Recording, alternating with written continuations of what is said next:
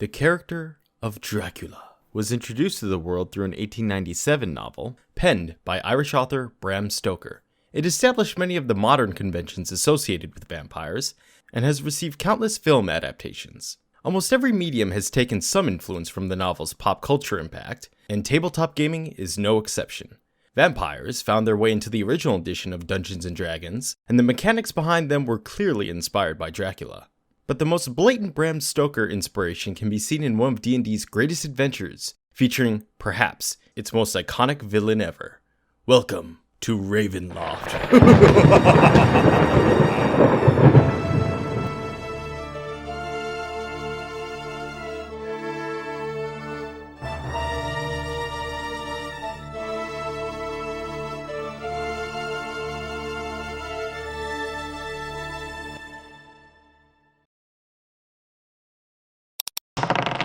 Hello and welcome to DM It All, the show where we talk about D&D books and tabletop gaming history.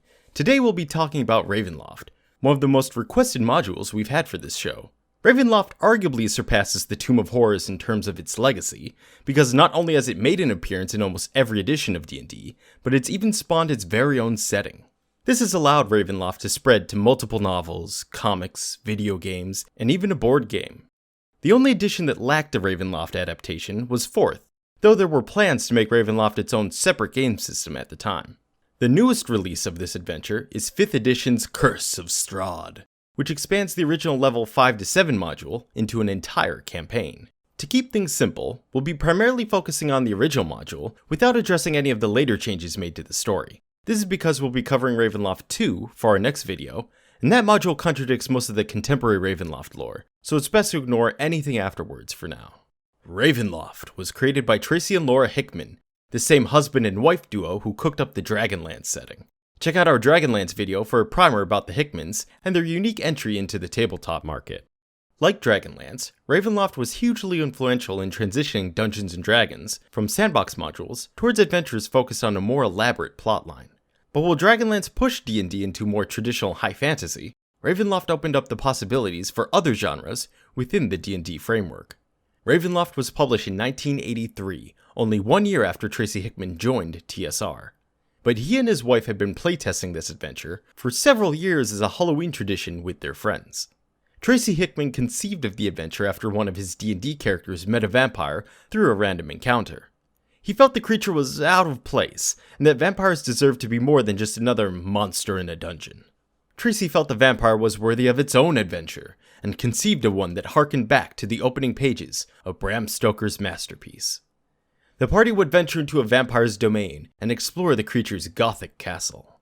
And like Dracula, the lord of the castle embodies our common conception of vampires. He is a tall, charming, and handsome aristocrat that goes by the name of Strahd von Zerovich. As always, there will be spoilers in this review. If you're a curious player or someone who just wants to know our final thoughts on the module, jump ahead to the time shown here. The module opens with the party at a tavern, the standard adventure introduction. It is here that the player characters will be accosted by a man with a thick accent and a brightly colored outfit. He will hand the party a letter from, quote, his master, and buy everyone a round of drinks before leaving. If the party opens the letter, they will see it is from the burgomaster, i.e. the mayor of a nearby township called Barovia. The burgomaster claims that his daughter Irina has been afflicted from an evil so deadly that no one in town can protect her. He asks for the party to help him, and offers all the treasure in his possession as a reward. If the party has an interest in actually playing this adventure, they will leave the inn and head towards Barovia. To reach it, they will need to find the road in the misty Svalich Wood.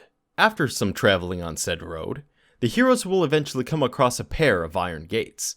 These gates will open as the party approaches, and slam shut upon passing through. If the party deviates from the road, they will find a dead body ravaged by claw marks. The corpse holds a crumpled note with a familiar sender, the burgomaster. The letter explains that Irina has been bitten by a vampire that has haunted the land for 400 years. The burgomaster begs the letter's recipient to surround the area with holy symbols to contain the vampire within Barovia's borders. He believes that Barovia's denizens are already doomed, and asks the world to leave them to their fate. Obviously a very different request than the cry for help the party initially received. If the party continues through the woods, they will eventually hear the sounds of howling. If the heroes do not start heading towards the nearby town of Barovia, they will find themselves surrounded by 25 wolves. This ambush acts as a cutscene to push the players away from the forest and towards the town, but it's not the worst example of railroading in this adventure. That honor goes to the Fog, aka the Mists of Ravenloft. Barovia is a gloomy locale filled with shadows and fog, but the latter feature actually keeps inhabitants trapped within the town's borders. Even if the party were to find a way to escape from Barovia, they will realize that the Barovian mists have been slowly poisoning them during their stay. The sick adventurers need to return back to the haunted town within 24 hours, or die. There is a potion that negates the effects of the mists, which is how the messenger was able to deliver the letter to the party. But the module denies players the ability to acquire this potion, no matter what clever stratagems they conceive of. When the party reaches the actual township of Barovia, they will find a seemingly abandoned village with many boarded up homes. In the distance, atop the rocky mount overshadowing the town, is an ominous castle. The only sound coming from the village is mournful weeping that echoes throughout the night. The cries come from a woman named Mad Mary, who spends her days and nights mourning her missing daughter, Gertruda. Due to the evil that haunts the town, she rightfully fears the worst. Roughly half of the other buildings are abandoned and or ransacked. Even homes with occupants will seem empty, as the inhabitants will not answer the door for any strangers. There are only 2 businesses still open, but both locations are far from friendly. The general goods store has massively marked up prices because the owner knows he is the only seller left in town. The local tavern is also open, but the glassy-eyed barkeep here will ignore everything aside from drink orders. It is in this tavern that the party will likely meet Ismark, the son of the burgomaster. Ismark will reveal that the original letter that brought the party to Barovia is a forgery, as it does not match his father's handwriting.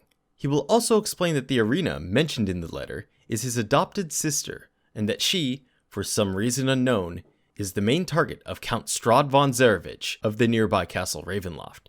This is the vampire that has haunted these lands for centuries. Irina is hiding in the burgomaster's boarded up home at the south end of town. The burgomaster's corpse is also rotting inside, as he has been dead for 10 days. The young maiden will explain that her adopted father suffered a heart attack due to the strain of Strahd's constant assaults. Every night, Strahd would send wolves and other creatures to claw at the house in an attempt to break in. According to classic vampire lore, vampires cannot enter a home without the owner's permission, and Strahd actually follows similar rules in the original edition of Ravenloft. But like other classic vampires, Strahd gets around this limitation by hypnotizing people to allow him entry. Irina is no longer safe in her home, as she has already been bitten by the dastardly vampire. This does not mean that Irina is a vampire herself now, though it wouldn't be a bad idea to cast Detect Evil around her, just to make sure. In D&D, vampires are created only after a victim dies from a vampire's life drain. But since Irina is no longer safe in her home, she will be willing to join the party as a level 4 fighter to bring the fight directly to Strahd. With Irina as a member, the party might be inclined to visit the local church to learn more about her and the town.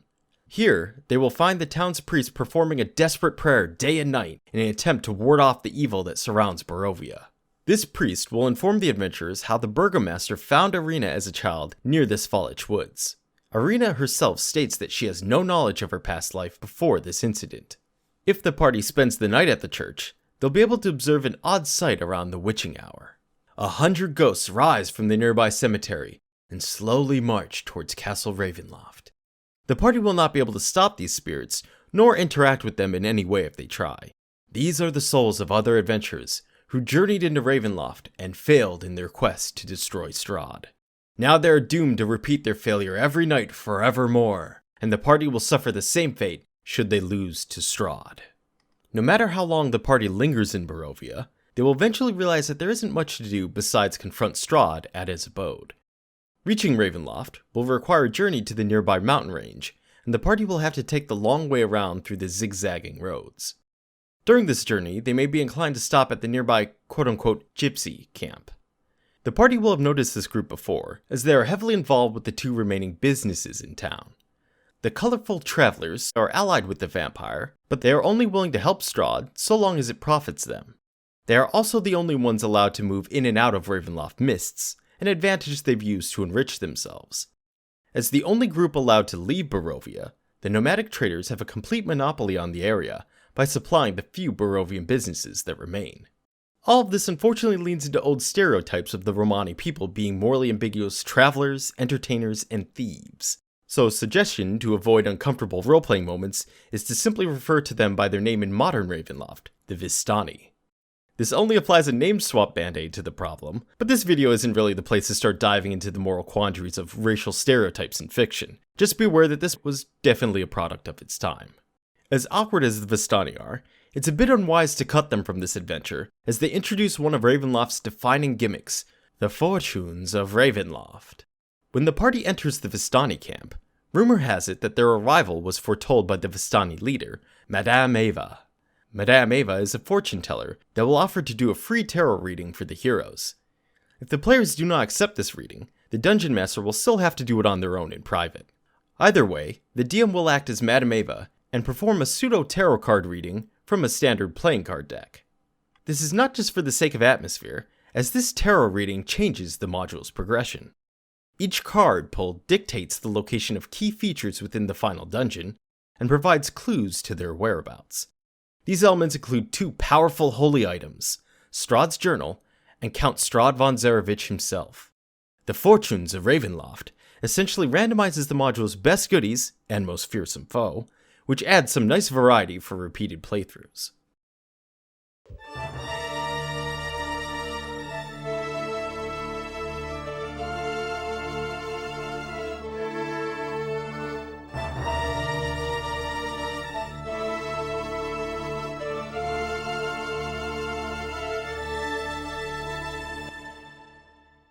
If the party returns to the main road, they will eventually come across a carriage drawn by two black horses. Although this carriage has no driver, the horses will still drop the party off at the gates of Castle Ravenloft.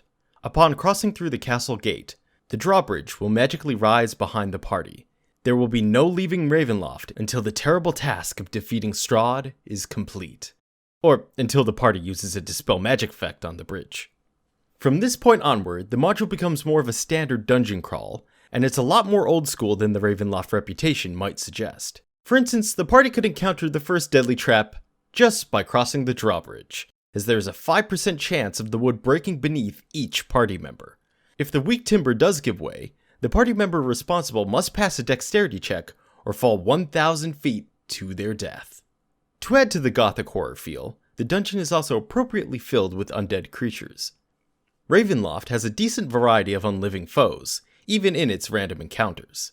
While not a big deal in modern Ravenloft versions, undead monsters in early D&D editions were much scarier than they are now.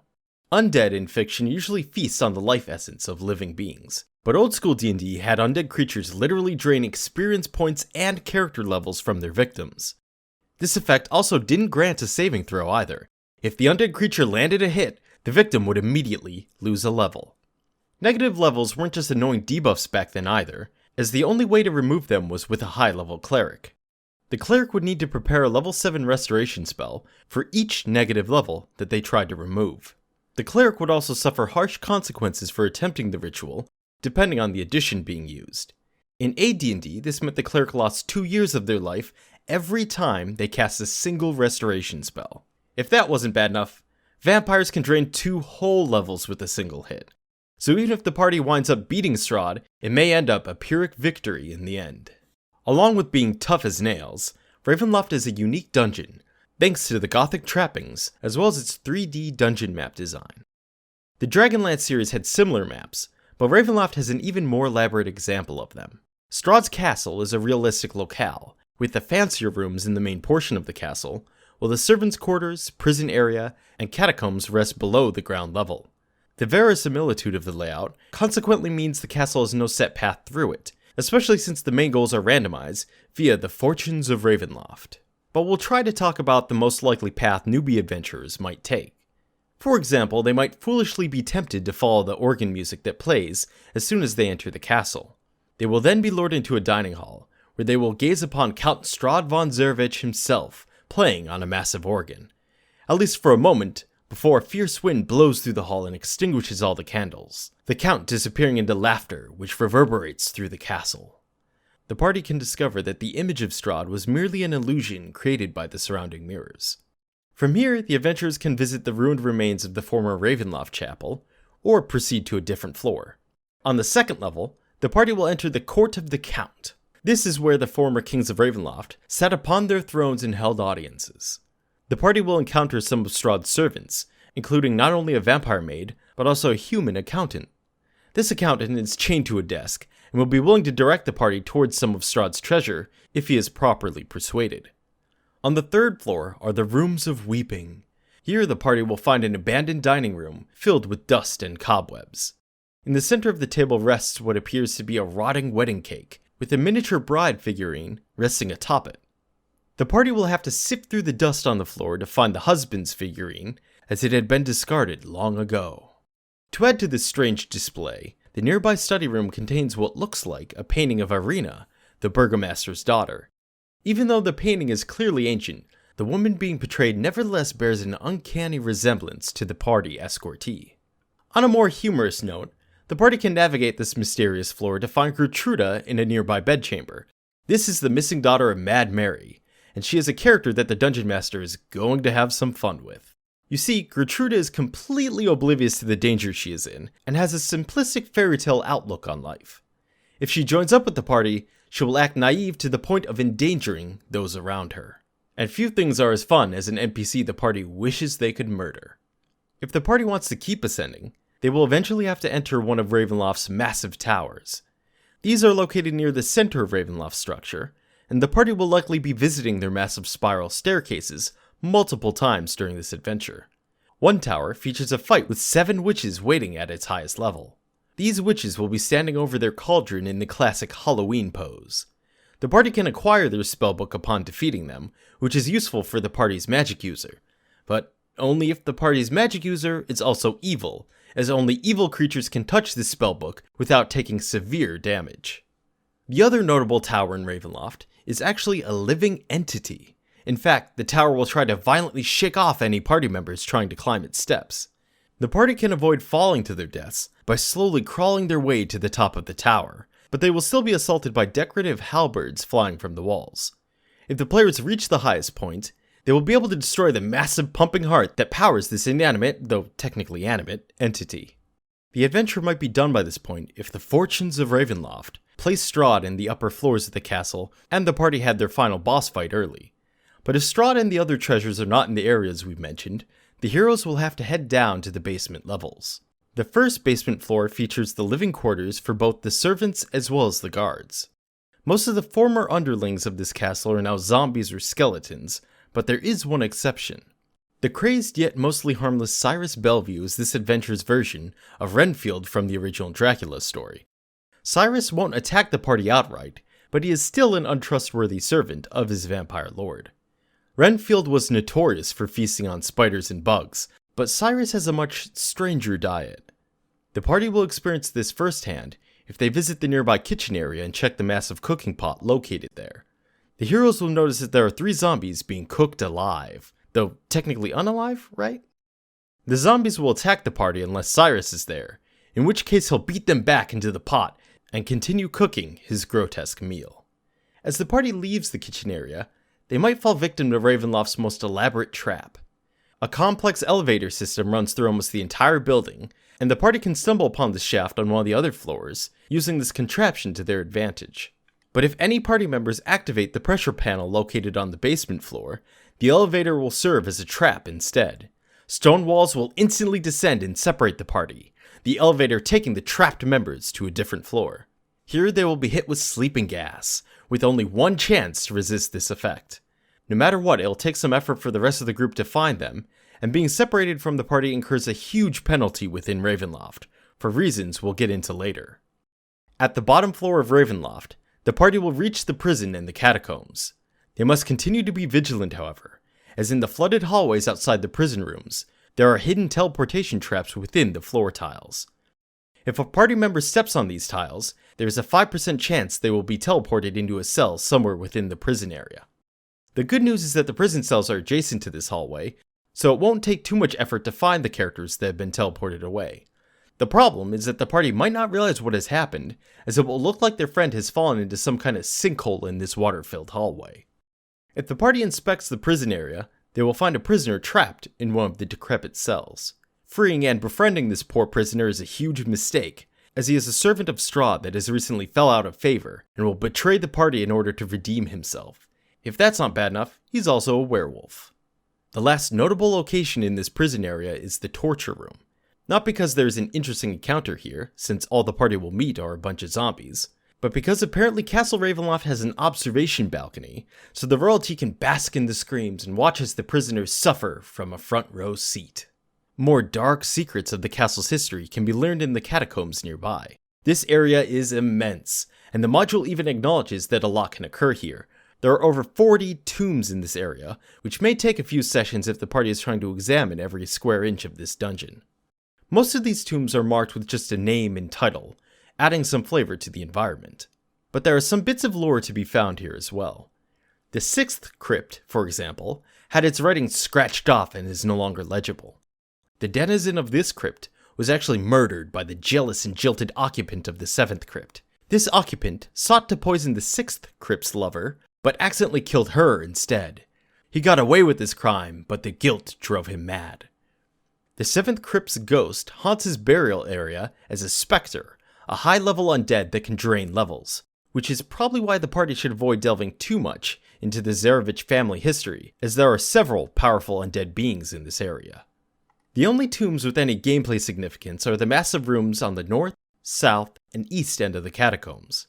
These are potentially important locations depending on how the fortunes of Ravenloft randomization shook out. The south tomb, however, is always important, as it is the tomb of the Count himself. The tiles near the entrance of Strahd's tomb feature what is probably the most fiendish trap in the entire dungeon, which is really saying something. Essentially, this is another teleportation trap, except this one swaps party members with a wight, yet another level-draining undead monster for the uninitiated. Only organic matter is swapped, however, so the wight will be wearing the equipment of the missing party members, while the vanished players are reduced to their birthday suits. This might make the rest of the party assume that their friends turned into wights, while in reality the naked heroes are transported into a tomb packed with wights, which makes it likely that they'll die and come back ironically as a wight. If the party makes it past this devious trap, they will come upon Strahd's tomb as well as his coffin. Like a true vampire, Strahd must return to his grave in order to sleep. In this adventure, it means he will transform into a bat and fly back here in order to regain his health after being reduced to 0 hit points. That is, unless he is defeated with the classic vampire killing methods. In AD&D, this means death by sunlight, running water, or a wooden stake through the heart. Without the proper strategy, the party can fight Strahd multiple times to no avail, especially because Strahd doesn't just wait in his room like a video game boss. Of the many things that make this module unique and memorable, Strahd himself is at the top of the list. Strahd is considered one of D&D's greatest villains, and it's because he's meant to be played as more of a proactive character than most. Throughout this adventure, Strahd will be using his spies and servants to learn the party's location. With this knowledge, Strahd can attack with his minions or even in person.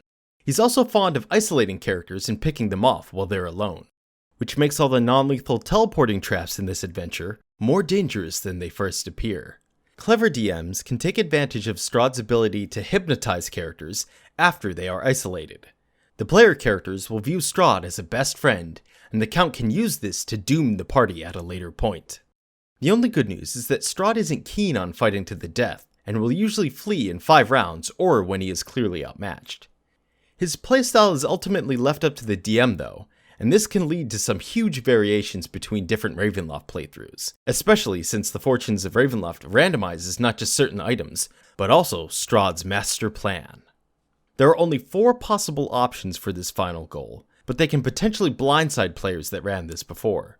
2 options simply have Strahd seeking a powerful magic item, though one of those items does not exist in this adventure. Strahd will mistakenly assume that the party has it in their possession, and he will destroy them upon learning the truth. The 3rd possible option has Strahd seeking a new identity outside of Ravenloft. He will attempt to do this by kidnapping one of the party members and polymorphing them into a vampire. He will then magically shapeshift into their character and assume their role. The fourth goal is the one that has become the mandatory main goal for Strahd in most modern revisions of this adventure. He wants to win the love of Irina. If the party finds Strahd's journal, they will be able to learn the secret origin of him and the woman from Barovia. Strahd was once a great warrior that had conquered the lands of Barovia with his armies, but old age eventually caught up with him, and all he had left to look forward to was his inevitable death. When Strahd invited his family to live in Barovia, his younger brother Sergei brought his fiancée along with him. Her name was Tatiana, and Strahd fell hopelessly in love with her. But she only saw Strahd as an old man, which made the Count desperate to regain his youth. Strahd made a pact with death that was sealed with his brother's murder. When Tatiana learned what Strahd had done, she flung herself from the walls of Ravenloft and disappeared into the mist. Strahd has spent the past few centuries searching for Tatiana, and believes that Irina is his unrequited love reincarnated. It turns out that Strahd is correct, as there is an optional ending for the module that reveals this. After Strahd is destroyed, the ghost of Sergei will appear before Irina and the player characters. Seeing Strahd's brother will remind Irina of her past life as Tatiana, and she will join with Sergei. The couple will thank the party for putting their haunted spirits to rest, and then fly away as the mists of Ravenloft dissipate for good.